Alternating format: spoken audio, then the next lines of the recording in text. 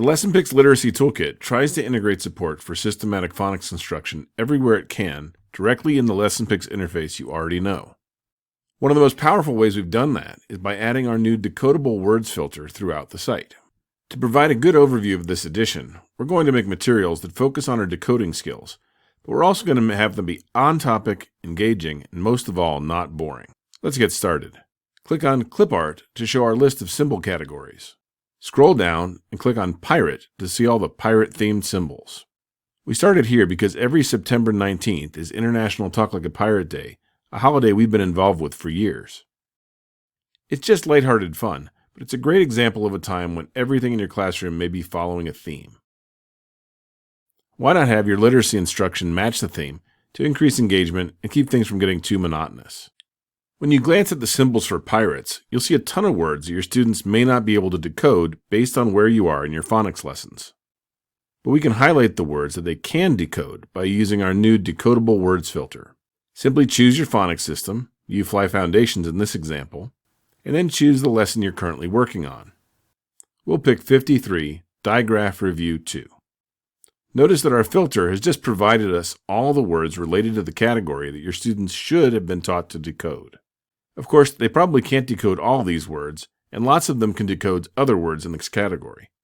But these are the words we want to use when making phonics practice, and these are the words we want to make sure we consider when making other background knowledge materials.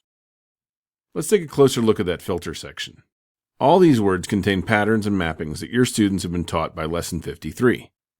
In each oval is a word, as well as a number telling you which lesson the word was first introduced.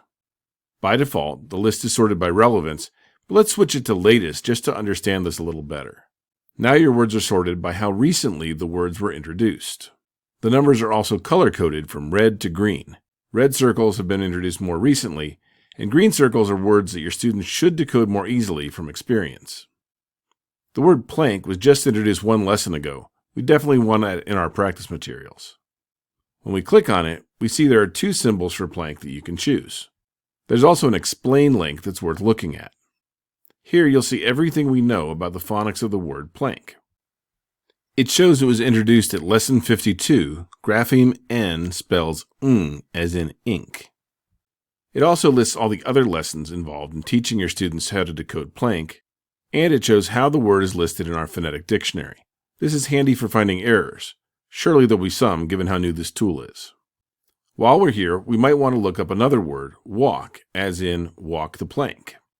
Clicking Explain, you'll see that walk is introduced as an irregular word in Lesson 48, even though it doesn't contain a CH or the ch sound. Closing the window, we'll see that indeed, walk is listed at Lesson 48. Let's choose our words and put some symbols in the tray. First, the plank. Now we'll choose a chest, a great word to replace treasure. Let's take a look at the symbol for walk. LessonPix has lots of symbols for walk, but this is the only one listed because it's the only one relevant to this category. Looking down further, take a look at lost. Your students haven't been taught to decode compass, but since lost is a related word, we can use that instead and add it to the tray. Let's add a few more decodable words before we move down. Even the dog is relevant to the category. Now that we have some decodable words, let's look further down to the rest of the symbols. Surely it would be weird to not include a pirate in our materials, so let's pick one. And maybe we should include a parrot just for some more advanced students to see if they notice the similarities to the word pirate. It's important to remember that the phonics filters are just highlighting the decodable words. You can always choose any words you'd like. Now that we have our pictures, we're ready to make our practice activities. Click Create Materials to start the wizard. We'll make a pirate-themed game board that the kids can practice with. Type Game Board to search the list and click Next. Here we have all our symbols and words. We can change their case and make other modifications if we'd like. In this case, I'm just going to shuffle them so they're not sorted in any way. Clicking Next, we get our game board options. We'll choose the pirate board layout and tweak the settings. Most importantly, we will set the text position to text only, no image, so that the student is focusing on the text. We'll set the title, choose a brown box, and fill the page by shuffling pictures. Choosing Finish, LessonPix will make our material and we can download the PDF. We've got a cute pirate theme game that includes many words that our students have been taught to decode. They can work their way down step by step to the treasure, or we can use the play tools to roll dice or the like. You've probably noticed that our pictures weren't used at all. That's on purpose. We're following the best practice of keeping our words and symbols separate so that our students can focus on the words and letters, not on the pictures while decoding. But let's use the symbols for a support material.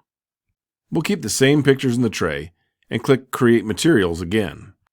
This time we'll choose themed picture cards and make the rewards the kids can get as they read each word. Clicking Next, the words will remain the same except we'll sort A to Z to help us when setting up. We'll set our options including a pirate theme and this time choose None, Image Only as the text position. Clicking Finish, we get a great set of pirate theme picture cards with our symbols on them. They don't have the words on them intentionally, so that we have another method of evaluating our students with special needs who can't or don't speak. These two materials were super cutesy, but they don't have to be. In fact, we can even make roll-and reads.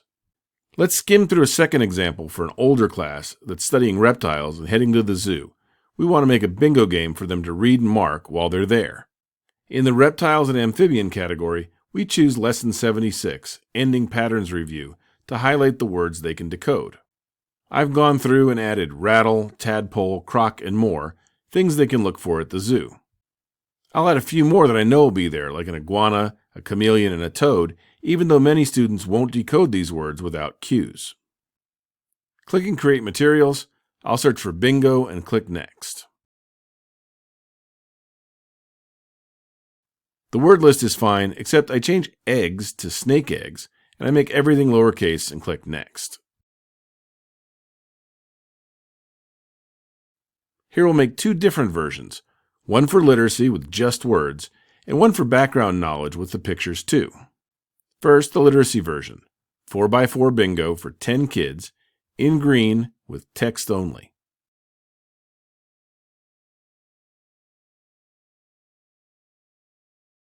Clicking Finish, we have our PDF. Let's download it.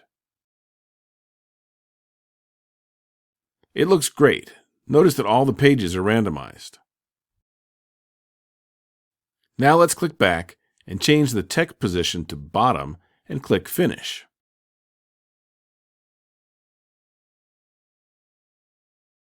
Here's the same materials with both symbols and words. We've covered a great deal in a short amount of time, but look what we've accomplished. I hope you all have a great time using our Decodable Words Filter to create your custom materials, and that you check out all the other tools in the new Literacy Toolbox.